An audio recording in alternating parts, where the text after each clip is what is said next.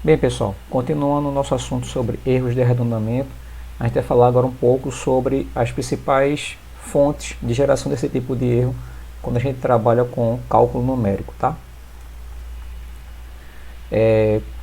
Quais são as principais fontes, né, desse tipo de erro quando a gente trabalha com operações matemáticas em computador, tá?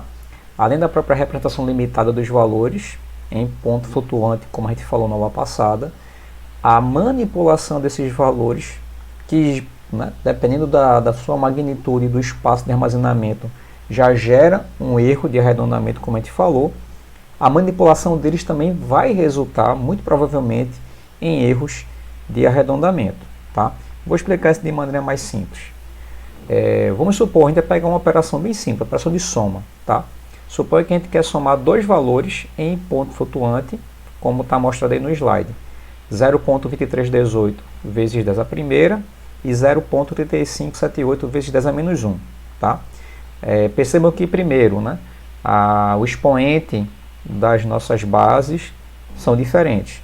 Então, para a gente fazer a soma, só relembrando lá a matemática do ensino médio, a primeira coisa que eu tenho que fazer é garantir que os expoentes tenham os mesmos valores para poder ter um alinhamento correto dos meus pontos decimais. Como é que eu faço isso? Eu modifico o expoente do menor valor para garantir que ele seja igual ao expoente do valor maior. Como é que eu faço isso? Pega o expoente de maior valor, subtrai do expoente de menor valor, e aí você vai ter exatamente quantas casas decimais você tem que deslocar no menor valor para poder alinhar o nosso ponto decimal. Então, o que era 0,3578 vezes 10 a menos 1, a gente transforma ele para 0,003578 10 a primeira. Como está mostrado aí, eu tive que fazer um deslocamento de duas casas decimais para garantir que na hora da soma a gente tem um alinhamento correto dos pontos decimais. Tá? Agora é proceder com a soma. Eu pego meus valores, somo com a mesma base expoente e o resultado que eu obtenho é 0,235378. Até aqui, tudo ok.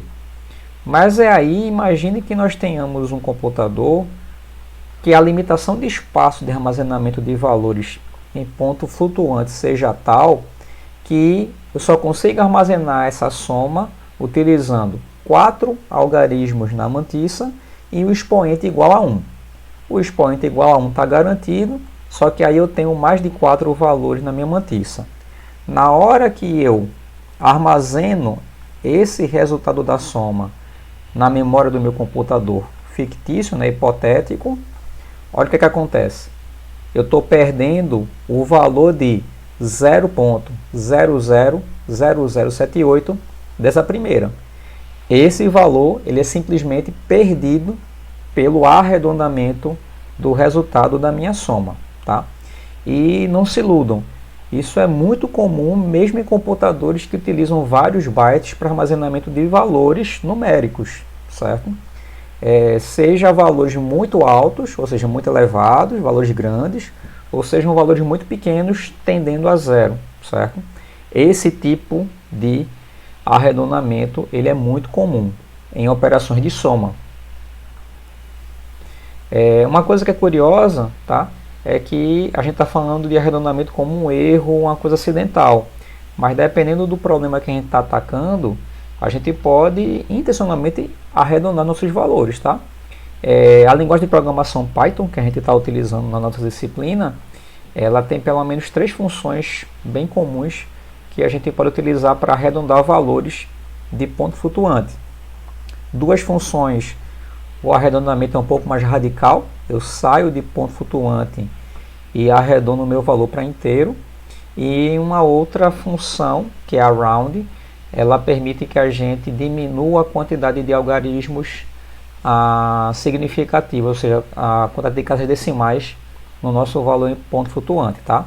Então, a função scale, ela arredonda x para um inteiro superior mais próximo. A função floor arredonda o valor de x em ponto flutuante para um inteiro inferior mais próximo. E a função round, dependendo do valor de n aí, ela vai arredondar x para um valor com n casas decimais, certo? Uma coisa que é importante, para a gente utilizar a função sale e floor, a gente deve importar a biblioteca math do Python, tá? Só uma curiosidade aí. Em subtração acontece o mesmo tipo de fenômeno de geração de erro de arredondamento, tá? A diferença é que ao invés de eu estar somando, eu estou subtraindo, mas as regras são as mesmas, eu tenho que fazer o devido alinhamento do meu ponto decimal, garantir que o expoente das bases sejam os mesmos, e aí executo a minha subtração, como no nosso exemplo aí, tá? Digamos que eu quero subtrair 0.003578 dessa primeira de 0.2318 dessa primeira. Como resultado, eu obtenho o valor aí de 0.228222. Pegando de novo o nosso computador hipotético, que eu só posso armazenar valores com 4 dígitos na mantiça, o que é que acontece? O meu valor, resultado da subtração, ele é arredondado para 4 algarismos significativos na mantiça. E aí eu perco novamente uma parte do meu resultado. No caso, eu estou perdendo 0.00002210 a primeira, tá? Então, isso são erros muito comuns que acontecem na execução de cálculos utilizando o computador, né? Programas implementados em computador. No caso da multiplicação e da divisão, o entendimento é ainda um pouquinho mais simples, tá? Por quê? Porque nesses dois casos, as operações se resumem a uma multiplicação das mantiças e a soma dos expoentes em uma base comum, tá? Não muda nada do que a gente já entendia lá do ensino médio. Então, tá aí as expressões que definem a multiplicação e a divisão de valores em ponto flutuante, tá? É muito simples.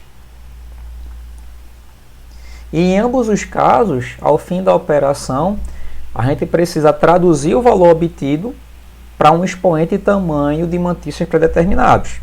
E isso também pode resultar em erros maiores ou menores. Percebam que a gente não precisa ter um cálculo muito complexo para se preocupar em ter a geração de um erro de arredondamento. Soma, subtração, multiplicação e divisão, que são as operações básicas que a gente mais usa nos nossos métodos numéricos, com certeza são as principais fontes de geração de erros de arredondamento, tá? Aqui está um exemplo de multiplicação. Então, vamos supor que a gente está multiplicando aí 0.1363 dessa terceira por 0.6423 10 a menos 1.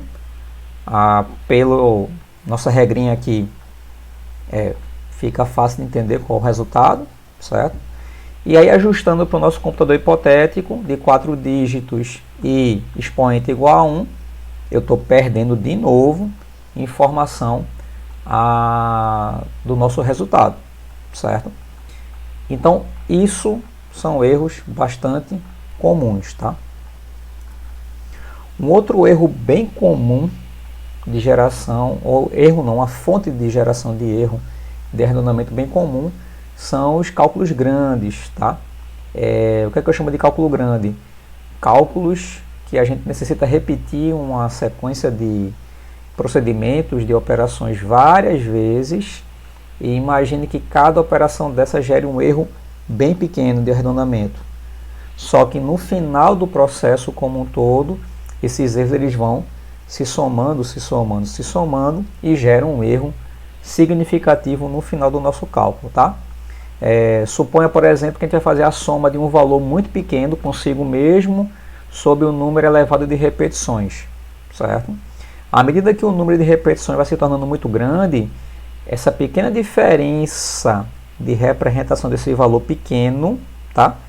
Que tem a ver com aquela questão que eu falei na aula passada do epsilon de máquina para cada representação, esse pequeno errinho ele vai se somando, e dependendo do número de repetições do seu cálculo, esse erro ele vai tomando uma proporção bastante significativa nos teus cálculos, certo?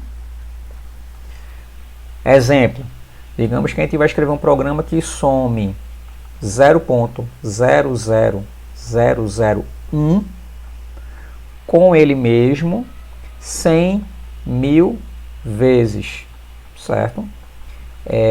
Qual é o valor esperado? Seria 1, não é isso? O problema é que quando a gente vai fazer isso na prática, eu vou mostrar depois num outro vídeo, há uma diferença no resultado final. Então a gente dificilmente vai encontrar exatamente o valor igual a 1, a não ser que a gente intencionalmente faça os nossos arredondamentos, como eu mostrei ali naquelas funçõezinhas em Python. Mas se o objetivo for não ter arredondamento, a gente vai ter um erro aí gerado nesse tipo de operação, que aparentemente é simples, mas que resulta também em um erro razoável, tá? Outro problema muito comum para a geração de erro de arredondamento é a adição de um número grande com um número pequeno.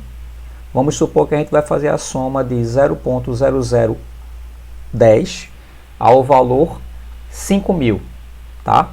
Então eu estou pegando um valor muito pequeno e somando a um valor muito grande. 5.000 é muito maior do que 0.001, certo? Se a gente utilizar de novo nossa representação numérica de 4 algarismos na mantissa e apenas um algarismo no expoente, olha como é que fica a nossa soma. 5.000 é a mesma coisa do que 0.5 10 a quarta, ok. 0.0010 é a mesma coisa de 0.0000001 10 a quarta. Isso a gente tem que transformar para poder garantir aquele alinhamento dos pontos decimais. Quando a gente termina a nossa soma, olha o valor que a gente obtém. 0.50000001 10 a quarta. Como eu só posso armazenar no nosso computador fictício 4 algarismos na mantissa, eu perco o meu restinho aí, né, a rabeta do nosso valor. O que é que isso representa? Representa que o valor somado a 5.000, ele é tão pequeno que eu poderia inclusive desconsiderar essa soma se eu soubesse que o meu computador ia gerar esse tipo de arredondamento, tá? O problema é que muitas vezes nos nossos cálculos, a gente vai se deparar com esse tipo de situação. Somar um valor muito pequeno, por exemplo, um passo de deslocamento em algum método, a um valor grande. E aí, se toda vez que a gente fez essa operação eu desconsiderar o valor pequeno, eu vou ter um erro significativo ao final dos meus cálculos, certo? Então é como eu falei, ó, se esse tipo de erro acontece em operações intermediárias várias vezes antes do resultado final, o erro vai se tornando cada vez mais e mais significativo, tá?